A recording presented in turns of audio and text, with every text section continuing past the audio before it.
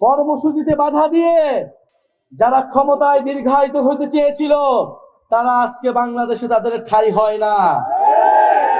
শেখ হাসিনার সরকার আমার ভাইদেরকে বোনদেরকে হত্যা করেছিল। নাটোরের মানুষ গণ অভ্যুত্থানে যেভাবে লড়াই করেছিল বুক চিতিয়ে, নাটোরের ছাত্ররা, নাটোরের জনতা, নাটোরের শিক্ষক সমাজ সবাই রাজপথে নেমেছিল। সকলের ঐক্যবদ্ধ প্রচেষ্টার মাধ্যমে আমরা ফ্যাসিবাদকে হটাতে সক্ষম হয়েছিলাম। বন্ধুগণ, 2024-এর গণ অভ্যুত্থানে যেভাবে আমরা স্বৈরাচার ফ্যাসিবাদের পতন ঘটিয়েছিলাম, আমাদের এবারের লড়াই, এবারের যাত্রা দেশ গঠনের জন্য। কারণ আমরা স্পষ্টভাবেই বলেছি যে ফ্যাসিবাদী সরকারের পতন হলেই হবে না, দেশ সংস্কারের মাধ্যমে নতুন করে এই বাংলাদেশকে গঠন করতে হবে। এমন একটি বাংলাদেশ গঠন করতে হবে যেখানে গণতন্ত্র থাকবে, যেখানে সমতা থাকবে, যেখানে ইনসাফ থাকবে।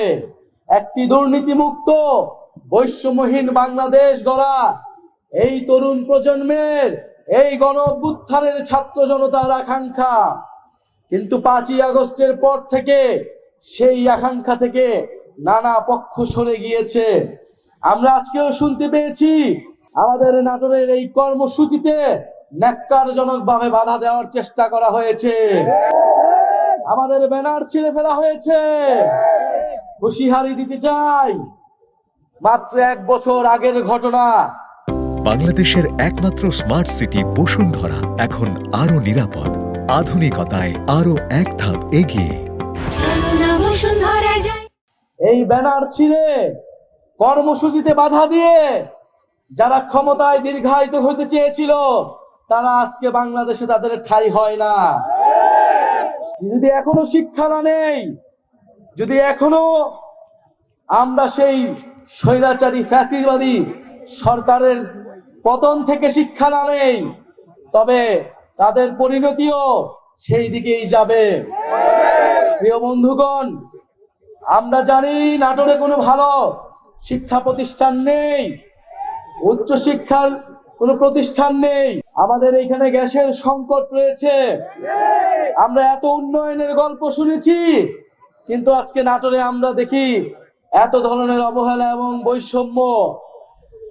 জাতীয় নাগরিক পার্টি আপনাদেরকে কোনো মিথ্যা আশ্বাস দিতে এখানে আসেনি।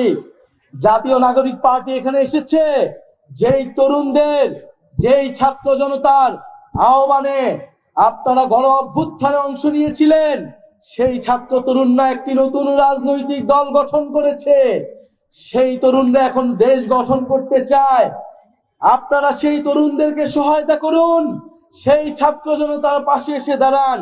আমরা বিশ্বাস করি ঐক্যবদ্ধভাবে আমরা যেভাবে ফ্যাসিবাদের পতন ঘটিয়েছিলাম সেই একইভাবে আমরা এই বাংলাদেশ বিনির্মাণ করতে পারবো।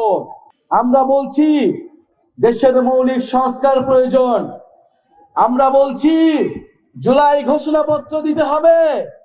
আমরা বলছি গণ অভ্যুত্থানের সাংবিধানিক স্বীকৃতি দিতে হবে।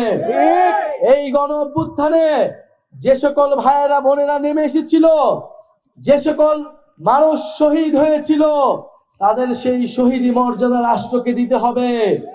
সংবিধানের স্বীকৃতি থাকতে হবে। এর জন্য আমাদের প্রয়োজন জুলাই ঘোষণাপত্র এবং জুলাই সনদ। আমরা কোনো ধরনের টালবাহানা, কোনো ধরনের ষড়যন্ত্র মেনে নেব না।